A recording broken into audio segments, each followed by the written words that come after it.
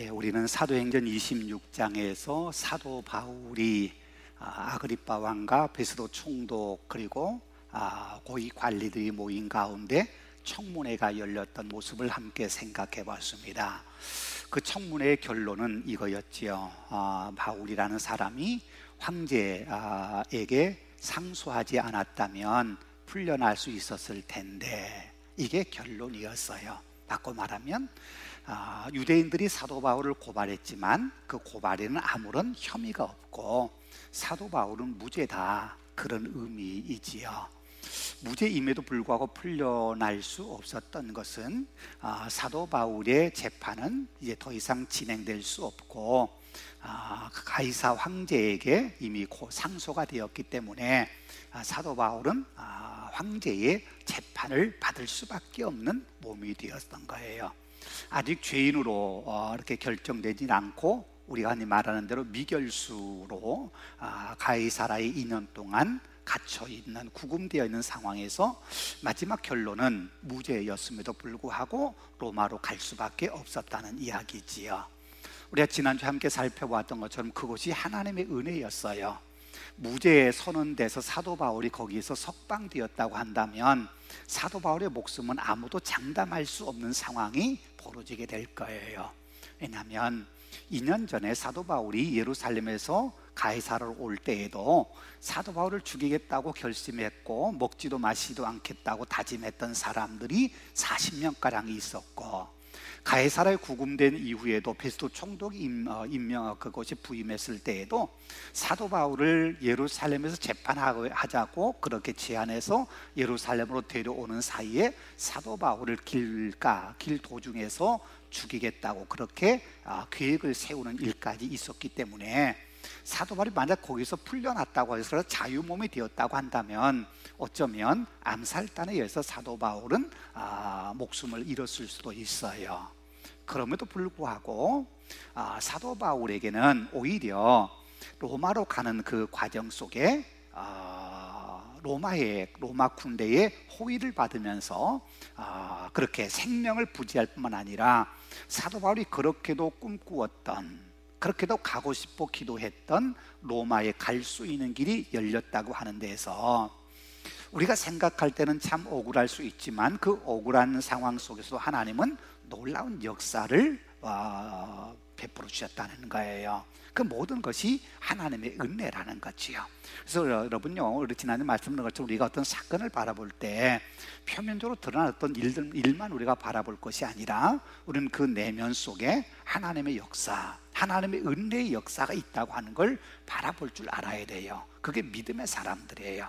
믿음의 사람들은 한쪽 눈만 가지고, 예방눈을 가지고 보이는 현상만 보는 것이 아니라 그 보이는 현상 너머에 있는 하나님의 손길, 하나님의 섭리, 하나님의 계획하심을 볼 줄 알아야 되는 거예요. 그게 믿음의 사람들이 살아가는 삶의 방법이기 때문이에요. 오늘 말씀은 드디어 이제 가이사라를 출발해서 로마까지 가는 여행의 시작을 이야기하고 있는 거예요. 그러면서 그 로마로 가는 그 길에 누구누구와 함께 갔다 하는 이야기를 해주고 있어요.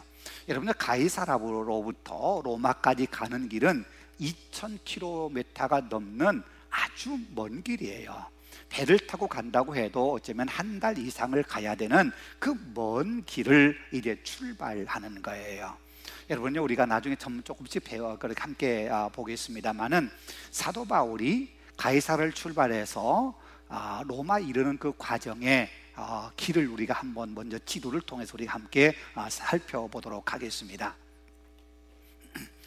예, 이게 사도 바울이 로마로 가는 여정의 그 항로인데요.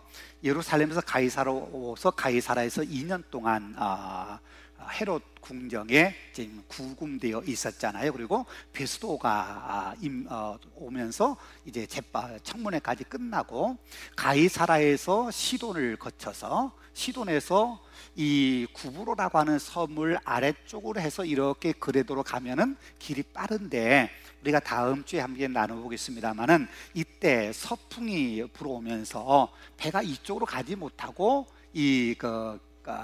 길리기아와 밤빌리아 해안가를 통해서 바람을 막아주면서 이 무라라고 하는 곳에 이르게 돼요. 여기 아드르무테노베라고 하는 배를 타고 여기까지 갔습니다만은 여기에서 배를 갈아타야 됐어요. 알렉산드리아 호라고 하는 배를 갈아타게 되는데, 알렉산드리아 호는 이 애굽에서 생산된 곡물을 이 로마로 이렇게 운반하는 선이에요. 그래서 이 곡물을 운반하는 선이 이 무라라고 하는 이곳에 소아시아와 로마를 잇는 이탈리아 반도를 잇는 아주 중요한 거점의 항구가 무라이기 때문에 이 무라라고 하는 곳에서 배를 갈아타고 출발을 하게 되는데, 물론 이때도 많이 힘들었어요. 이 지중해 해안은, 지중해 이 바다는 보통 9월부터 3월까지는 많은 바람이 분다고 그래. 그래서 9월부터 3월까지 항해할 때는 아주 조심스럽게 항해해야 되고, 특별히 11월부터 1월까지 겨울철에는 이렇게 폭풍이 자주 일어나고 바람이 거세고 그러기 때문에 거의 선박들이 운행이 안 되고 선박 운행이 거의 금지될 만큼 아주 강한 바람이 불어오는 때예요. 그래서 사도 바울이 이 가이사를 출발해서 로마로 아마 갔던 때가 주후 60년 아마 9월쯤이었을 거다. 그래서 겨울이 되기 전에 빨리 이 항해를 마치고 로마까지 갈 계획을 세우고 베스도 총독이 겨울이 되기 전에 빨리 보내려고 했고, 우리가 나중에 보겠습니다만은 이 미항에서도 다시 출발할 때도 겨울이 되기 전에 빨리 가자고 하는 그런 성급한 마음이 있었던 거예요. 아무튼 이 무라라고 하는 곳에서 이렇게 가는데, 역시 여기에서도 많은 바람 때문에 어려움을 겪다가 니도라고 하는 데 거쳐서 이 미항이라고 하는 곳에 도착을 하게 돼요. 이 미항이라고 하는 곳에서 사도 바울이 우리 더 이상 가기가 어렵다 그렇게 이야기함에도 불구하고 이 상선이기 때문에 곡물을 운반한 상선이기 때문에 하루 더 빨리 이렇게 로마로 가야 돈을 벌 수 있어서 하루 빨리 가고 싶은 마음에 베닉스라고는 항구로 가려고. 베닉스라고 항구는 이쪽에 있어요. 그게 멀지 않은 항구인데, 미항에 머물러 있던 이 배가 이 베닉스에 가고자 옮기던 도중에 우리가 성경에 잘 알고 있는 것은 유로굴라라고 하는 큰 풍랑이 만나게 돼요. 그래서 여기서부터 이제 풍랑을 만나 고전하다가 이 아드리아해에서 불어오는 바람과 함께 여기서 큰 어려움을 겪고 그다음에 멜리데라고 하는 섬에 도착을 하게 되죠. 이게 사도행전 28장에 나오고, 멜리데 섬에 가서 멜리데 왕과 만나게 되고, 우리가 잘 아는 것처럼 사도 바울이 독사에 물렸지만 죽지 않으니까 멜리데 사람들이 사도 바울을 신이라고 이렇게 이야기하는 그런 사건이 벌어진 곳이 이 멜리데라고 하는 거예요. 멜리데에서 머물다가 수라구사에 거쳐서 레기온이라고 하는 곳에 도착했고, 그 다음에 여기 부디올인가요? 거기에 가게 됐는데, 이 부디올이라고 하는 곳이 지금으로 말하면 로마의 나폴리라고 하는 유명한 항구가 있잖아요. 나폴리라고 하는 아주 미항이라고 하는 항구, 나폴리 항구의 바로 옆에 있는 항구예요. 나폴리에서 한 1km 정도 떨어져 있는 곳이라고 지금 추정하고 있는데, 그곳에 도착해서 그곳에서부터 육로를 통해서 로마까지 가게 되는 이 먼 길을 사도 바울이 이제 여행을 시작하게 되는 거예요. 말씀드렸던 것처럼 이 길이 거의 약 한 2,000km가 이상 되는 먼 길이기 때문에 오늘날 같이 배가 어마어마하게 큰 유람선도 아니고, 사람을 태우는 사람을 우리가 이 알렉산드리아호에 태운 사람의 숫자가 276명이었다. 그리고 물론 거기는 곡물도 많이 있었다. 이렇게 이야기하는, 그래도 제법 큰 배임에도 불구하고 유로굴로라고 하는 큰 풍랑을 맞아서 아주 어려움을 겪게 돼요. 그렇게 먼 길을 오랫동안 가야 되는 그 길에 사도 바울과 함께 배를 타고 갔던 사람들의 이야기가 오늘 본문에 소개되는데, 네 종류의 사람이 오늘 본문에 이야기되고 있어요. 첫 번째가 오늘 본문 1절에 보면 우리가 라고 하는 말이 포함되어 있죠. 우리가 라고 하는 말은 사도 바울을 의미하고, 사도 바울과 함께 또 누구를 이야기하겠어요? 우리가 라는 데는 포함되는 사람이 있지요. 의사 누가, 사도행전을 기록한 의사 누가가 사도 바울과 함께 가고 있는 거예요. 우리가 아는 것처럼 의사 누가는 드로아에서 사도 바울과 제2차 선교여행 때 합류했던 사람이에요. 제2차 선교여행을 소아시아 쪽에서 복음을 전하려고 무던히도 애를 썼는데 성령께서 자꾸만 허락하지 않으시고 막으시고, 그런 도중에 드로아에서 환상을 보게 되고, 무시아에서 환상을 보고 거기서 이제 마게도냐로 건너갈 때, 그때 하나님께서 사도 바울에게 만나 계신 동역자, 그가 바로 누가였어요. 안디옥 출신의 의사인데, 이 안디옥 출신 의사 누가가 사도 바울과 동행하게 되고, 그 이후로 2차 3차 선교 여행을 거쳐서 지금 이제 로마로 가는 그 여정까지 사도 바울과 함께 하고 있어요.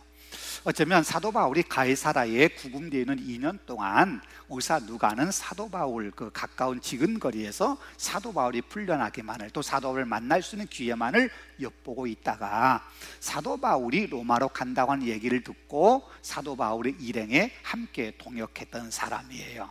그래서 사도 바울이 마지막 순교할 때까지 이 의사 누가는 사도 바울 곁을 지켰던 것으로 우리가 짐작해 볼 수 있어요. 왜냐하면 사도 바울이 감옥에서 썼다고 이야기하는 옥중서신이라고 하는 게 있는데, 옥중서신 가운데 그 골로새서 그리고 빌레몬서에 보면은 이 누가 의사에 대한 이야기가 나와요.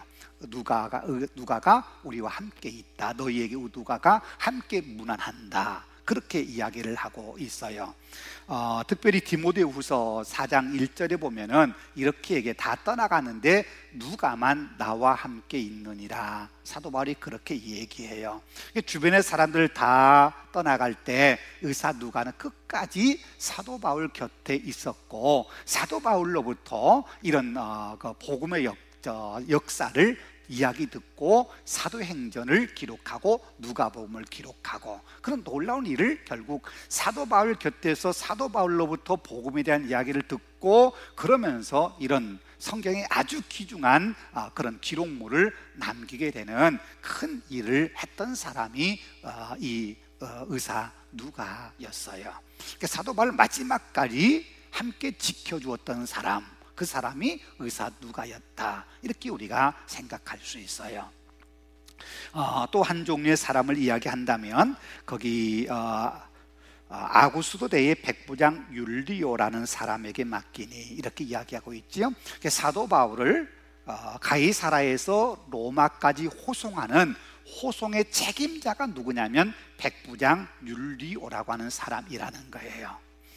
백부장 율리오가 어떤 사람이냐 하는 건 성경에 전혀 이야기 나와 있지 않아요. 여기서만 이름이 언급되어 있어요. 그런데 여러분 한번 생각해 보십시다.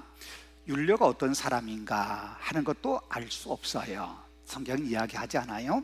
그런데 의사 누가가 이 사도 바울이 로마로 가는 그 배를 타고 가는 그 길에 사도 바울의 호송의 책임을 맡은 사람, 백부장, 로마의 백부장, 이렇게 그냥 그렇게 해도 될 수 있는데 왜 율리오라고 하는 이름을 굳이 언급했을까 하는 거예요. 그냥 로마의 한 백부장의 호송을 받고 갔다, 이렇게 말해도 될 텐데, 여러분 우리가 쭉 이제 다음에 읽어보겠습니다만은 이 율리오라고 하는 사람이 사도 바울이 굉장히 호의적인 사람이었다고 하는 걸 알 수가 있어요. 우리가 이 3절에 보면은 시돈에 대니 율리오가 바울을 친절하게 대하여 친구들에게서 가서 대접을 받기를 허락했다. 비록 미결수이긴 하지만 자칫 잘못하면 도망갈 수도 있고, 자칫 잘못하면 어떤 문제가 생길 수도 있는데도 불구하고 이 율리오라고 하는 사람은 사도 바울에게 아주 굉장히 많은 자유를 주고 친구들을 만날 수 있는 기회를 만들어주고 아주 친절하게 대해주었다는 거예요. 그만큼 이 율리오라고 하는 사람은 사도 바울에게 친절하게 대해줬던 사람이에요. 물론 사도 바울이 로마의 시민권을 가진 사람이기 때문에, 같은 시민권을 가진 사람이기 때문에 그렇게 할 수도 있어요. 여러분 여기에 그 아구스도 대라고 하는 말이 나오는데, 아구스도 대라고 하는 것이 무엇인가는 정확하게 알려져 있지는 않아요. 근데 성경학자들은 이렇게 추론을 해요. 아마도 이 아구스도 대라고 하는 것은 로마 황제의 직속 부대로서 각 지방에 있는 그 군대와 로마 황실의 군대 사이를 연결하고 또 각 지방에 있는 군대들이 얼마만큼 잘 통치하고 있고 잘 협조하고 있고 잘 이렇게 관리하고 있는지 하는 것들을 감찰하고 또 도와주고, 그러면서 로마 황실과 로마 황제와 그 연결다리 역할을 하는 황실 직속 부대가 아구스도 대라고 하는 그 군대였을 거다, 이렇게 추론을 해요. 그러니까 로마 황제에게 상소한 바울을 로마까지 호송하는 데는 더없이 좋은 그런 역할을 맡은 사람이 아구스도 대의 백부장 율리오라고 하는 사람이에요. 율리오라고 하는 사람이 우리가 계속 공부하겠습니다마는 이 항해 도중에 많은 어려움을 겪으면서 사도 바울을 통해서 역사진 하나님의 놀라운 역사를 경험하게 돼요. 사도 바울이 나중에 하나님의 계시를 받고 하나님의 지시를 받고 이 배를 안전하게 하는데 사도 바울이 큰 결정적인 역할을 하게 되는데, 그때 거기에서 가장 사도 바울 가까이에서 사도 바울의 말을 듣고 사도 바울과 함께 하나님의 구원의 역사를 경험했던 사람이 율리오라고 하는 사람이에요. 여러분요, 율리오가 내가 이 일을 맡으면서 그런 하나님 놀라운 역사를 경험할 거다, 그런 생각 없었겠지요. 물론 그런 경험을 함으로써 이 율리오라고 하는 사람이 사도 바울을 통해서 예수 믿게 되었다, 그런 표현도 나오진 않아요. 말씀드린 것처럼 율리오라고 하는 사람의 이름은 단 여기서 한 번 언급되고 사도 바울을 로마로 호송하는 역할을 맡은 일만 이야기하고 있을 뿐, 그 다른 어떤 것에 대해서 율리오에 대한 이야기를 하고 있지 않기 때문에 율리오가 그런 하나님 놀라운 역사를 경험했는지 하는 것은 우리가 알 수는 없어요. 그런데 분명한 것은 그렇게 자기가 원치 않은 그런 사건들 속에서 하나님의 놀라운 역사를 경험했던 사람 가운데 하나가 율리오라고 하는 사람이었다고 하는 거예요. 여러분요, 우리가 때로 그렇잖아요. 우리가 어떤 일을 계획하고 어떤 일을 계획하면 그 일을 이루어 나갈 때에 우리가 계획한 대로 늘 되어지는 건 아니에요. 때로는 원치 않는 일들이 일어나기도 하고 우리가 계획한 것과 전혀 다른 방향으로 일이 풀려갈 수도 있어요. 때로는 우리의 계획대로 되지 않는다고 하는 것 때문에 우리가 때로는 상심하기도 하지만, 지나고 보면 때로는 그것이 하나님의 더 나은, 더 귀한, 더 아름다운 은혜의 역사를 만들어가는 과정이었다고 하는 걸 우리가 알게 돼요. 그런 과정 속에서 우리는 뜻하지 않게 여러 종류의 사람을 만나게 되고, 뜻하지 않는 사람을 만남을 통해서 우리가 그 사람에게 도움을 주기도 하고 도움을 받기도 하고, 이게 인간의 우리가 만남이라고 하는 것이 우리가 계획한 대로 늘 되는 것도 아니고 계획이 없던 일들이 자주 일어나게 되고, 그러면서 때로는 그런 사람들의 모습을 통해서 하나님의 음성을 듣게 되고 하나님의 역사를 우리가 경험하게 되고 도움을 주기도 하고 도움을 받기도 하고, 그런 일들이 우리에게 참 많이 있어요. 그것이 바로 우리가 신앙적으로 우리가 그것을 해석을 한다면 그게 하나님의 은혜의 역사지요. 순간순간 우리가 전혀 계획하지 않고 우리가 기대하지 않았던 하나님의 역사가 그렇게 사람들을 통해서 우리에게 나타나고 있다고 하는 걸 우리가 알게 되는데, 이 율리오라고 하는 사람, 이 사람도 사도 바울에게는 더없이 좋은 그런 어떤 친구와 같은 사람, 서로에게 큰 도움을 주고 큰 은혜를 함께 나누었던 정말 좋은 사람이라고 우리가 이야기할 수 있어요. 물론 율리오라고 하는 사람의 역할은 사도 바울을 로마까지 호송하는 호송의 책임자예요. 책임자이지만 사도 바울과 좋은 관계를 계속 맺어갔던 사람이 율리오라고 하는 사람이었다고 하는 거예요. 또 한 사람 이야기하고 있는데 그게 누구냐면 2절 마지막에 보면 데살로니가 사람 아리스다고도 함께하니라, 그렇게 이야기하고 있죠. 아리스다고, 성경에 아리스다고에 대한 이름의 언급이 5번 나오는데 가장 먼저 나온 게 사도행전 19장이에요. 사도 바울이 에베소 3차 선교 여행 중에 에베소에서 복음을 전할 때예요. 우리가 아는 것처럼 에베소는 아뎀이라고 하는 거대한 신전이 세워져 있고, 그 아뎀의 신전으로 인해서 먹고 사는 사람들이 굉장히 많았어요. 더군다나 특별히 아뎀이 신상을 만들어서 그 신상을 팔아서 부를 누리는 사람이 많았는데, 사도 바울이 사람이 손으로 만든 것은 아무것도 아니다, 신이 아니다, 그렇게 설교하고 그렇게 복음을 전하면서 이 아데미 신전을 찾아왔던 사람들이 아데미 여신의 신상을 사가지 않게 돼요. 그런 일들이 벌어지면서 아데미 여신상을 만들어 파는 사람들에게 분노가 일어나게 되고 사도 바울을 죽이겠다고 온 성에 난리가 났던 적이 있었어요. 그래서 막 사람들이 아데미, 위대한 아데미, 에베소의 위대한 아데미요, 그렇게 막 외치면서 연극장에 몰려 들어갔을 때 사도 바울을 찾지 못하고 사도 바울 대신에 끌고 갔던 사람이 두 사람이 있어요. 그게 가이오라고 하는 사람과 오늘 본문에 나오는 아리스다고라고 하는 사람이에요. 그들이 사도 바울과 함께 다닌 것을 본 사람들이 사도 바울을 찾지 못하자 가이오와 아리스다고라는 이 두 사람을 끌고 연극장에 다 가서 사도 바울 대신에 이 사람들을 협박하고 이 사람을 죽일 것 같은 그런 험악한 분위기를 만들었었어요. 그러니까 이미 이 아리스도가 언제 예수를 믿었는지 정확히 알 수 없지만 아마도 사도 바울이 에베소에서 3년 동안 복음을 전하고 말씀을 가르칠 때 그때 이 마게도나에서 에베소로 건너왔던 이 아리스다고가 사도 바울로부터 복음을 듣게 되고 사도 바울의 동역자가 되었다는 거예요. 그런데요, 여러분, 제가 말씀드렸죠. 아리스도라는 이름이 성경에 5번 언급된다고 그랬지요. 그런데 성경에 5번 언급될 때 아리스다고의 이름이 언급되면서 아리스다고가 사도 바울을 위해서 무엇을 했다라고 기록된 성경은 한 번도 없어요. 사도행전 19장에서 아리스다고 이야기가 나오고, 그 다음에 사도행전 20장에서 3차 선교행을 마치고 다시금 예루살렘으로 돌아올 때 소아시아 지역을 건너오는 도중에 거기에 아시아까지 함께 갔던, 이 마게도나에서 아시아까지 함께 갔던 사람 가운데 한 사람의 이름으로 아리스다고라는 사람의 이름이 언급되고 있어요. 그리고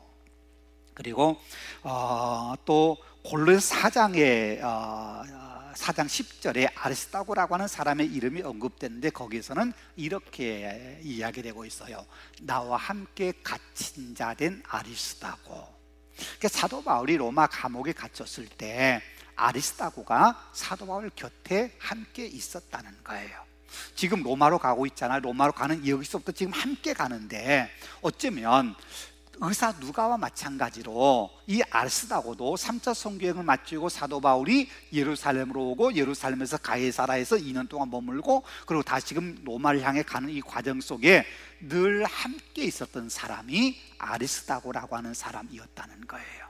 그런데 의사 누가는 비록 자신이 이 사도행전을 기록하기 때문에 자신의 역할을 잘 기록하지 않는 것은 우리가 이해할 수 있지만 그가 의사라고 하는 것, 그걸 보면 사도 바울에게 이 의사 누가가 어떤 역할을 했는지 우리가 짐작해 볼 수 있잖아요. 그렇죠? 사도 바울은 병약한 사람이었어요. 그래서 성경학자들은 사도 바울을 우리가 흔히 말한 대로 종합병원이다 이렇게 이야기할 만큼 몸이 아주 약한 사람이었기 때문에 사도 바울에게 의사 누가가 곁에 있다고 하는 것은 굉장히 든든한 힘이 되었을 거예요. 그런데 아리스다고는 그가 어떤 사람인지, 단지 마게도냐의 데살로니가 출신이라고 하는 것 외에는 이 아리스다고에 대한 이야기도 그가 어떤 일을 했다, 어떤 사람이라 하는 이야기가 다 언급되고 있지 않아요. 단 하나, 사도 바울과 늘 같이 있었던 사람, 사도 바울 곁을 있었던 사람, 사도 바울이 갇혔을 때 함께 갇혀 있었던 사람, 이렇게만 언급되고 있는 거예요.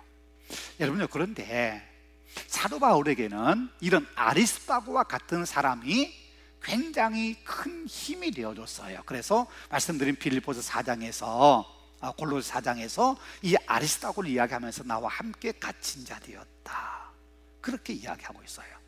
이렇게 나와 함께 있는 사람이 있기에 내가 지금 갇혀있는 이 힘든 상황에서도 내가 버틸 수 있고 내가 힘을 낼 수 있다, 그 얘기를 하고 있는 거거든요. 여러분요, 우리가 친구라고 하는 게 그러는 거잖아요. 친구라고 하는 게 꼭 내가 그에게 도움을 주고 나에게 도움을 줘야만 친구가 아니라, 진정한 친구는 도움을 주고 받는 것 이전에 이미 그를 생각하고 또 그를 머리에 떠올리면 내 마음이 든든해, 편안해, 기뻐, 이럴 수 있는 사람이 진짜 친구고, 어려운 일 당했을 때 내가 그에게 뭔가 큰 도움을 주지 못할지라도 그냥 곁에 함께 있어주는, 어려움을 함께 견뎌내줄 수 있는 그런 사람들이 진정한 친구라는 거예요. 사도 바울에게 이름이 다 일일이 언급될 수 없는 그런 좋은 동역자, 친구와 같은 동역자들이 있었기 때문에 사도 바울이 복음 사역을 마지막까지 감당할 수 있었던 거예요. 물론 하나님께서 힘을 주셨어요. 하나님의 은혜를 주셨어요. 그런데 우리 사람은 하나님의 은혜를 주셔도 그 은혜를 나눌 수 있는 친구가 있지 않으면 늘 외로울 수밖에 없는 거예요. 특별히 사역을 감당하는 사람들에게는 더없이 이 함께 있는 사람이 중요하다는 거예요. 그 사람 가운데 하나가 바로 아리스다고라고 하는 사람이라는 거예요. 여러분요, 민수기 11장에 보면 이런 얘기가 나와요. 기브로 핫다와라고 하는 곳에서 사도 바울과 이스라엘 백성들이 모세에게 원망해요. 뭘 원망하냐면, 우리가 만나만 먹었더니 너무 정력이 없어졌다. 만나 너무 싫다. 만나를 처음 먹었을 때는요, 그 만나를 구워 먹기도 하고 삶아 먹기도 하고 그냥 먹기도 하고, 그래서 만나가 너무나 맛있었어요. 꿀맛 같아서 그래서 만나라고 이름 지었어요. 만나라고 하는 이름은 꿀과 같이 달다, 그런 말이에요. 너무 맛있다는 거예요. 그런데 한 달 이상 그 만나를 먹으면서 이스라엘 백성들의 마음속에 불평이 생겨나는 거예요. 고기가 먹고 싶으면 불평이 생겨나요. 이스라엘 백성들이 그렇게 고기가 먹고 싶다고 불평하니까 모세가 하나님께 그렇게 기도했어요. 하나님, 나 너무 힘듭니다. 이 백성이 고기 먹고 싶다고 불평하는데 내가 어떻게 이 백성이 고기를 줄 수 있습니까? 하나님, 어떻게 하면 좋습니까? 내가 이 백성을 낳았습니까? 왜 나에게 이런 고통을 주십니까? 하고 하나님께 모세가 원망하는 기도를 해요. 그때 하나님께서 뭐라고 말씀하시냐면, 내가 이 백성에게 고기를 주마. 고기를 주는데 하루, 이틀, 일주일, 2주일이 아니라 한 달 동안 그들이 먹기 싫어할 정도로 내가 고기를 주마. 그렇게 하나님이 응답하셔요. 여러분, 광야에서 남자 장정만 60만 명인데 아이들까지 하면 한 200만 명일 정도라고 예상하기도 하는데, 그 많은 사람들이 고기가 질리도록 한 달 동안 먹을 수 있는 양의 고기라면 얼만큼 많아야 되겠습니까? 그러니까 모세가 그 말을 듣고 뭐라고 하나님께 기도하냐면, 하나님, 어떻게 그게 가능합니까? 좀 쉽게 표현할게요. 하나님, 지금 농담하시는 거지요? 이 많은 백성에게 한 달 동안 그 고기를 먹게 하시겠다고요? 하나님, 그렇게 지금 상황이 됩니까? 안 되잖아요. 왜 하나님 지키지 못할 약속하십니까? 그렇게 이야기를 하고 있는 거예요. 여러분 보십시오. 우리가 한번 믿음으로 한번 생각해 보십시다. 하나님은 전능하신 하나님, 그 우리가 믿는 하나님이잖아요. 이스라엘 백성들이 애굽을 나왔을 때 홍해를 가르신 분이 하나님이세요. 인간의 능력으로 할 수 없는 어마어마한 일을 하신 분이 하나님이세요. 그리고 마라의 쓴 물을 단물로 바꾸어 마시게 하신 분도 하나님이세요. 그들이 먹을 양식이 떨어졌을 때 매일같이 만나를 주어서 그 수많은 백성들이 하루도 굶지 않고 먹을 수 있도록 만나를 주신 분도 하나님이세요. 그 하나님이 고기를 주실 수 있을까요, 없을까요? 여러분, 그 고기를 하나님이 주실 수 있다고 믿으세요? 아니면 하나님은 못하신다고 생각하세요? 모르시겠어요? 그들이 경험한 하나님, 우리가 믿는 하나님은 하실 수 있는 하나님이잖아요. 그렇죠? 만나도 그렇게 먹이셨으니까, 인간이 할 수 없는 홍해도 가르신 하나님이니까, 하나님이 약속하신 건 이루신 하나님이시니까 할 수 있다고 믿어야 되는데, 모세는 하나님 못하신다고 생각했어요. 왜 그랬을까요? 여러분요, 모세가 이스라엘 백성이 계속해서 불평하고 원망하고 힘들어한 때에 계속 그런 불평을 듣고 그런 힘든 상황에 놓이니까 모세의 마음이 너무 힘들어서 아무리 훌륭한 모세를 하더라도 힘든 상황 속에 그 믿음이 흔들리는 거예요.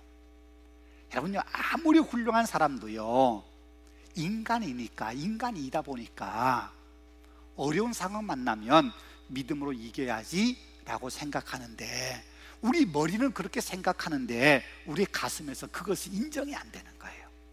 그럴 때는 우리 마음속에서 불평이 생겨나요. 예. 신앙이 우리 마음속에서 의심이 생겨나는 거, 마음속에서. 머리로는 이해가 돼요. 머리로는 그래, 그렇게 돼. 그런데 우리의 가슴 속에서 이해가 안 되고 받아들이지 못한 상황이 되는 거예요. 모세가 그랬어요. 그 많은 사람들이 불평하고 원망할 때 모세 혼자 그걸 감당하려고 하다 보니까 너무너무 힘들어서 감당이 안 되는 거예요. 그러니까 모세의 마음속에 불신이 생겨나는 거예요. 그래서 하나님 못하시잖아요, 안 되잖아요 하고 하나님 기도해요. 그때 하나님께서요, 내리신 처방이 있어요. 첫 번째 처방이 뭐였냐면, 너희 백성 가운데 장로나 지도자가 될 만한 사람 70명을 세워라. 그리고는 민수기 11장 11절인가 거기 보면은 그들이 너와 함께 있게 하라, 그렇게 말씀하셔요. 70명을 세워서 너와 함께 있게 해라. 그리고 내가 이 백성에게 정말 코에서 냄새가 날 정도 내가 고기를 주마. 하나님이 그렇게 약속을 하셔요. 자, 여러분, 거기서요, 고기를 주셨다, 메추라를 주셨다고 하는 우리의 생각 좀 지나치고요, 왜 하나님은 70명의 장로를 택하라고 하셨을까? 왜 장로나 지도자가 될 만한 70명을 택해서 너와 함께 있으라고 했을까? 이유는 간단해요.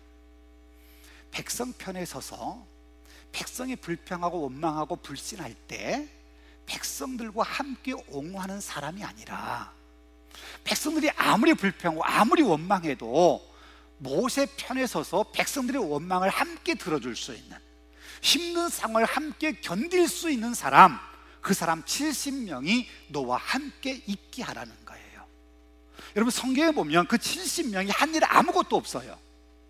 그들에게 뭘 하라고, 뭘 역할을 주라, 뭘 하게 하라, 그 말 아무것도 없어요. 단지 70명을 너와 함께 있게 하라, 그 말씀만 하시는 거예요.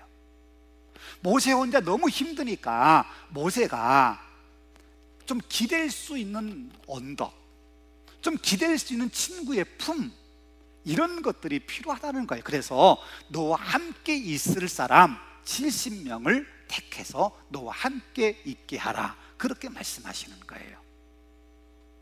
그래서 모세가 힘을 내는 거지요. 그래서 하나님의 역사를 경험하는 거지요. 여러분요, 그 70명의 장로, 지도자 마찬가지예요. 모세에게 그 사람들이 사실은 이스라엘 백성을 이끌어가는데 70명이 그렇게 역할을 많이 한 건 아니에요. 한 건 없어요. 그러나 모세 편에 있어줬다는 거, 모세 곁에 있어줬다는 거, 그것이 모세에게는 큰 힘이 되는 거예요. 오늘 본문에 아리스다고를 하는 사람도 역시 그런 사람이에요. 사도 바울에게 그가 뭘 했는지는 몰라. 그러나 감옥에 갇혔을 때 아리스다고도 함께 갇혔다, 나와 함께 갇힌 자 되었다, 그렇게 말할 만큼 감옥에까지도 함께 있어주는 사람, 그 사람이 아리스다고라고 하는 사람이었다는 거예요. 여러분요, 하나님은 우리가 아는 것처럼 우리에게 은혜를 베푸실 때 사람들을 통해서 은혜를 베푸셔요. 물론 누군가를 통해서 내게 도움을 줄 수도 있지만 더 중요한 것은 내가 힘들 때 내 곁에 누군가가 있어준다는 거, 그게 얼마나 큰 힘이 되는지 몰라요. 거꾸로 이야기하면 누군가가 힘들 때 내가 그에게 문제를 해결해 주거나 그에게 내가 도움의 손길을 얼마만큼 많이 줄 수 있는 것이 아닐지라도 힘들어하는 그 옆에서 함께 내가 힘들어하는 그 사람의 마음을 내가 보듬어주고 함께 그 사람 곁에 그냥 있어주는 거, 그것이 그에게는 얼마나 큰 힘이 되는지 몰라요. 그래서 우리가 무언가를 가졌기 때문에 누군가를 도울 수 있는 것이 아니라 그냥 기도하면서 옆에 있어 주는 것만으로도 누군가에게는 엄청난 힘이 될 수 있다고 하는 걸 우리가 알아야 된다는 거예요. 여러분, 그게 믿음의 사람이라고 하면 더없이 좋지요. 그렇지요? 믿음의 사람이 하나님의 은혜를 붙잡고 함께 있었다는, 그냥 그 옆에 서 있으면, 여러분 욥기를 읽으면서 욥의 세 친구들이 욥을 위로한다고 찾아왔잖아요. 찾아와서 욥을 끊임없이 공격하는 그 세 친구를 보면서 저는 종종 그런 생각을 해봐요.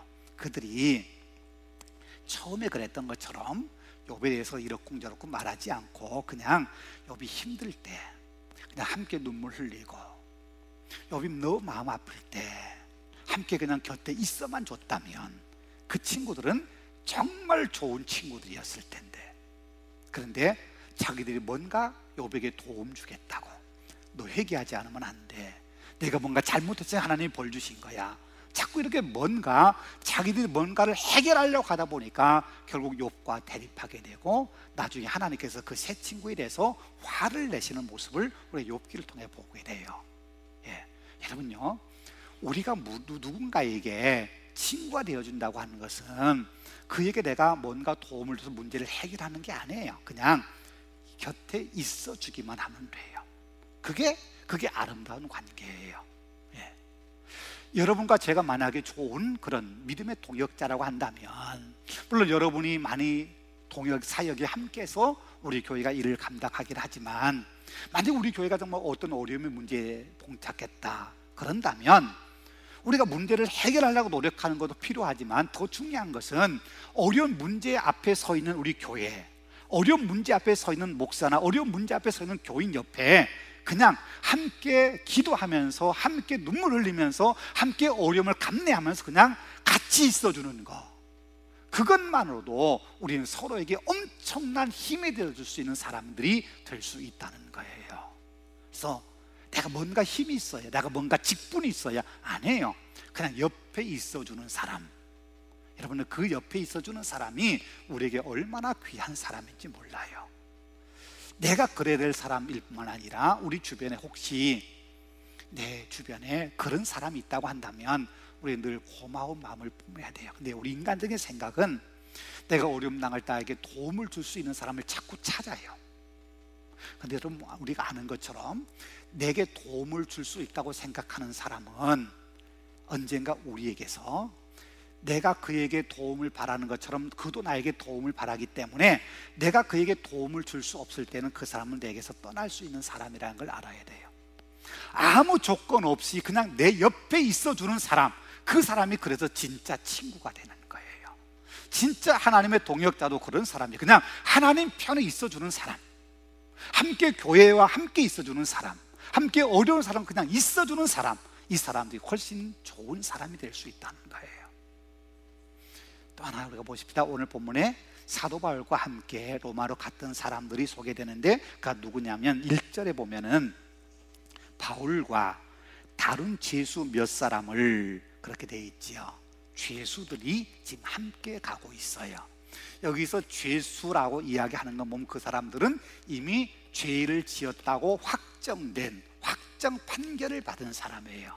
그러면 죄수로 확정 판결을 받은 그 사람들이 왜 그 먼 길인 2000km가 넘는 그 먼 길을 배를 타고 로마에까지 가야 했는가 하는 거예요.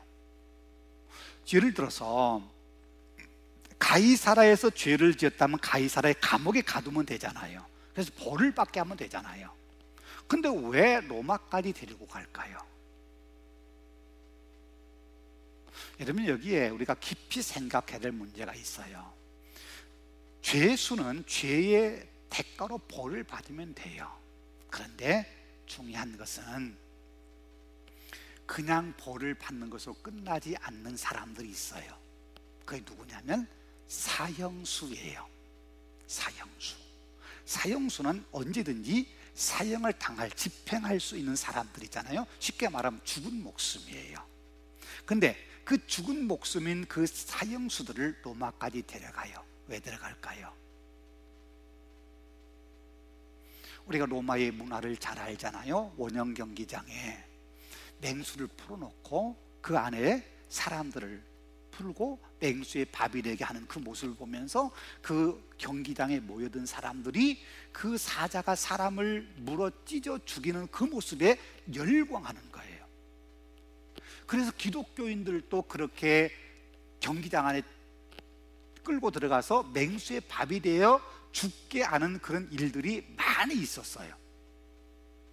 바로 여기에 죄수들이 로마까지 가는 사람들은 여기서 죽으나 거기서 죽으나 똑같이 죽을 사람들인데 원형 경기장에 데리고 가서 사자의 밥이 되도록, 그래서 쉽게 말하면 로마 사람들 입장에서 보면 오락거리를 만드는 사람들이에요. 오락거리의 대상이에요.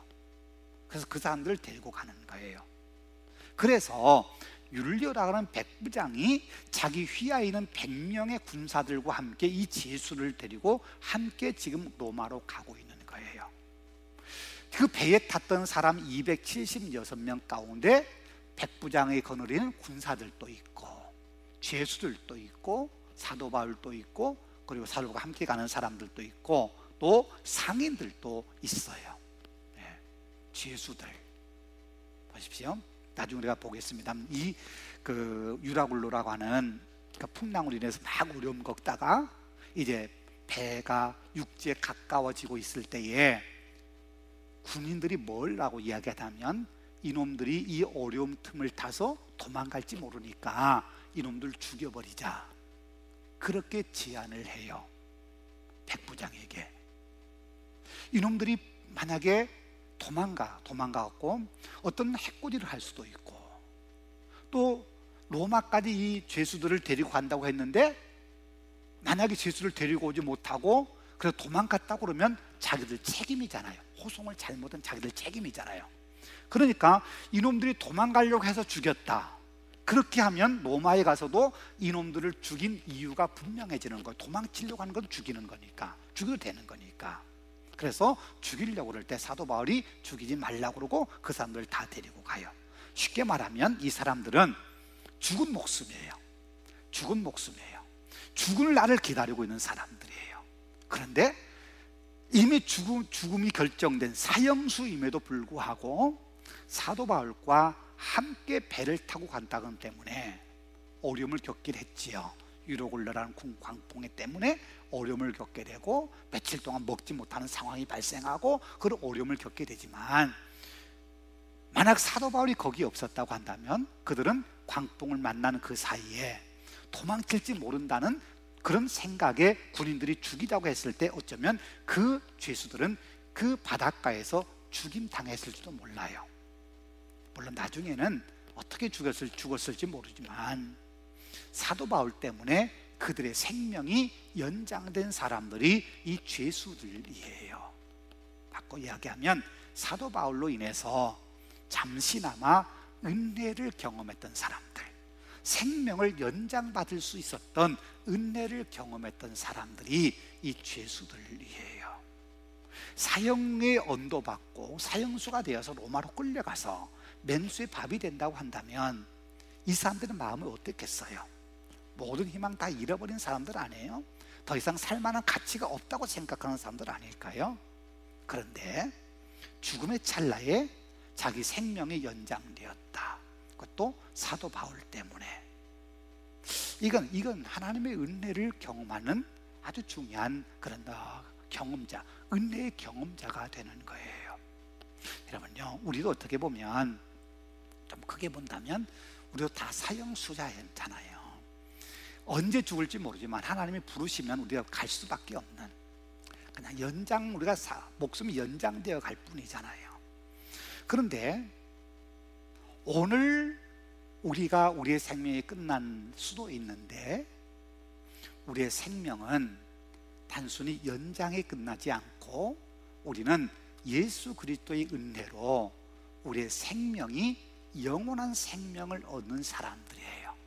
그래서 우리도 죄수였고 사형수였고 지옥을 향해 가는 사람들이었는데 이 죄수들은 생명이 연장되었지만 우리는 연장받은 사람이 아니라 우리는 영원한 생명을 얻은 사람들이라는 거예요.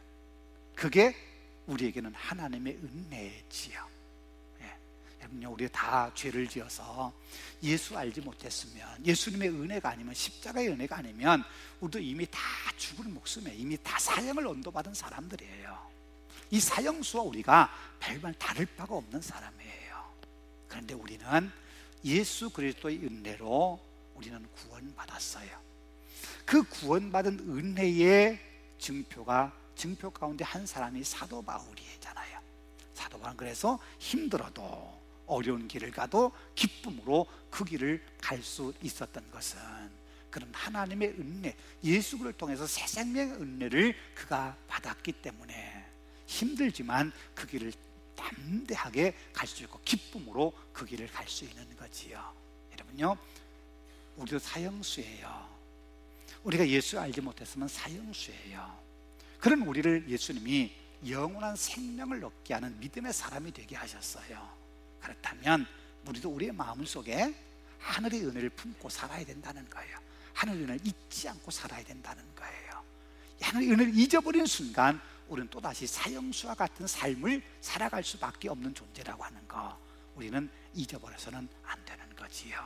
늘 하나님의 은혜 잊지 않고, 내가 누군가에게 내가 받은 은혜를 조금이나마 나눠줄 수 있는, 그래서 누군가에게 좋은 친구, 곁에 있어주는 아리스다고와 같은 사람, 의사 누가와 같은 사람, 그런 사람이 되어줄 수 있는 좋은 믿음으로 살아가시는 우리 모두가 되기를 소망합니다. 기도하겠습니다. 은혜가 풍성하신 아버지 하나님, 감사합니다. 오늘도 우리가 사도 바울이 로마로 출발하며 사도들과 함께 갔던 사람들의 모습을 통해서 우리 자신을 되돌아봅니다. 우리가 사형수와 같은 사람들인데 그리스도의 은혜로 구원함을 받고, 우리가 그 은혜 안에 살아가면서 이제는 우리가 그 은혜를 갚는 마음으로 누군가에게 친구가 되어주고, 누군가에게 동역자가 되어주고, 누군가에게 힘이 되어줄 수 있는 좋은 믿음의 사람으로 살아가는 우리 모두가 되게 하여 주옵소서. 예수님 이름으로 기도하옵나이다. 아멘.